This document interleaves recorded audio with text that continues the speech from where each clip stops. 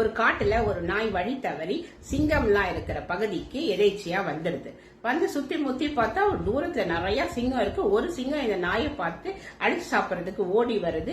இது அங்க பக்கத்துல என்ன இருக்குன்னு பார்த்தா எப்போ ஒரு இறந்து கிடந்த ஒரு சிங்கத்தோட எலும்பு இருக்கு.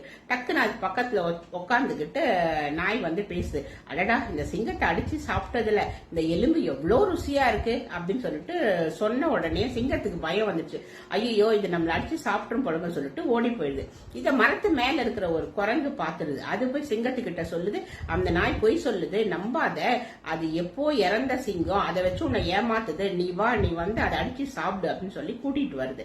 இத வந்து நாய் பாத்துருச்சு. உடனே டக்கு நாய் எதிர்த்தா சொல்லு, இந்த குரங்க வேற நான் வந்து அமிச்ச சிங்கத்தை கூட்டு வர சொல்லி இன்னும் வரலையே அப்படின்ட்டு. அவ்வளவுதான், சிங்கம் அலறி அடிச்சு ஓடி போயிடுச்சு.